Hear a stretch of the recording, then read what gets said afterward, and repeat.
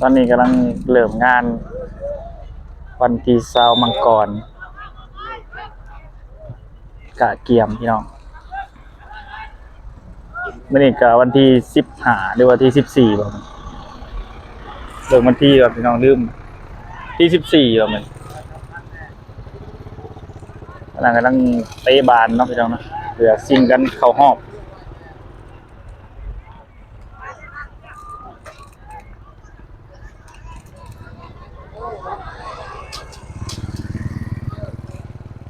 ตูดพิษ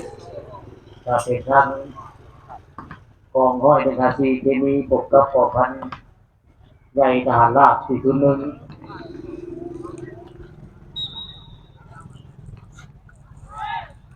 ในเป็นเวลาพิษจะเรียกว่าปอพันใหญ่401ยิงประตูเขตดำ1ประตูต่อ0แต่ว่าบาดแต่ว่านี่กรรมการเป่าไปบาดของทางปอพันใหญ่ในทุกทัศน์ตอนนี้กำลังดูเดือดพี่น้องกีฬาบานเตะคนกำลังมาละกำลังเตะเรียกว่าปีนี้ก็จัดใหญ่พอสมควรพี่น้องงานวันที่20ธันวาเฮ็ดทุกปีพี่น้องเนาะกำลังจะเกียมงานนี่รถซิ่งทางหลังนี่เราเป็นรถซิ่งมาแต่หัวที่เลยก่อนหมู่เลย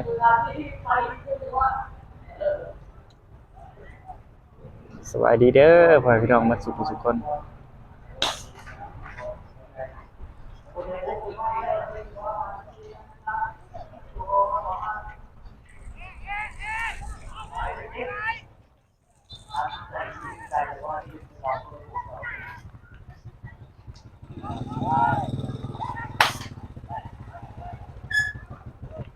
ที่ว่าผู้เกมมีเป็น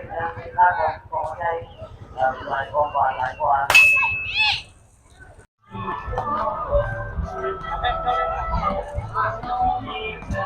กีฬาบานตีกำลังจะเริ่มพี่น้อง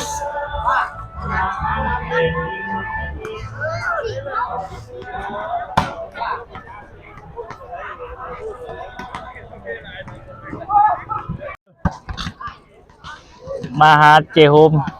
564พบกับใครได้มัน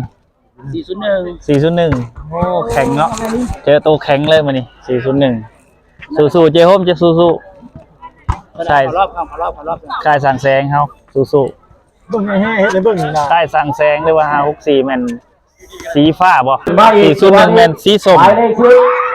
ได้โยนดีกว่ายังล็อกอยู่ในจังหวัดโยนบ่ต้องมาชมข้างสนามเลยใจยิงเลยเรื่องยิงขึ้นพันแต่บานไปจนประตูรุดออกลานตอนนี้กำลังวอร์มอยู่พี่น้อง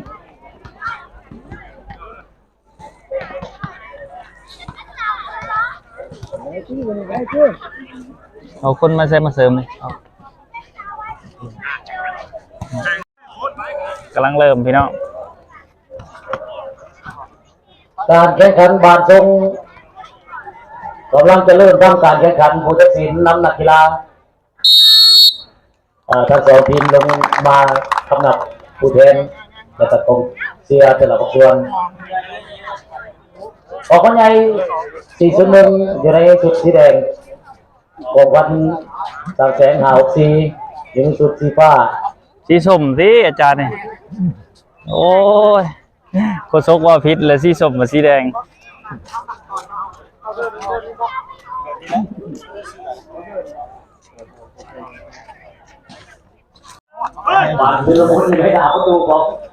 สั่งแสงสู้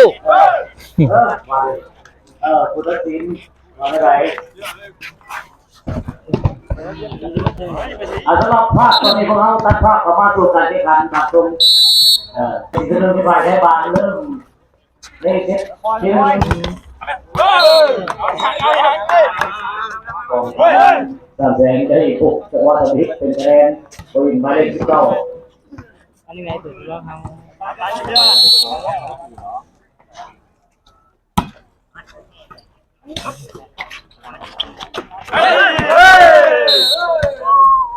มาแต่ว่านี่ก็คนใหญ่หยอดคืน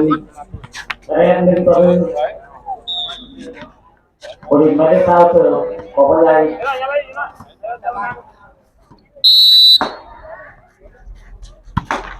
ถามมาผมจะเป็นตั้งคืนมาได้เจ้าพักมาหลังตั้งคืนมาอยู่ขอไงเดี๋ยว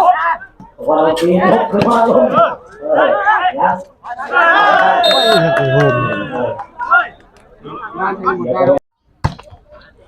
ผมจะใช้เขาที่เกิดขอไงเดี๋ยวขอคนนี้นั้นขึ้นมาเลย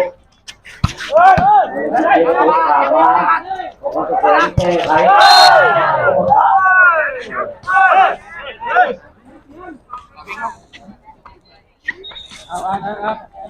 หนีไปแค่เป็นที่3โปรเจกต์แล้ว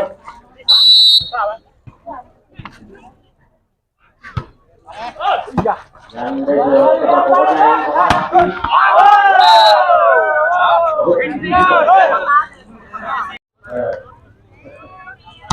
อย่าฉลาดเลี้ยงเข้าไปก่อนนะมาตรงนี้ดิ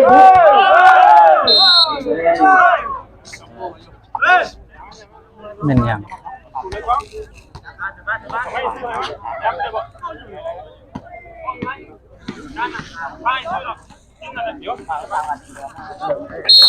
ข้อความที่สี่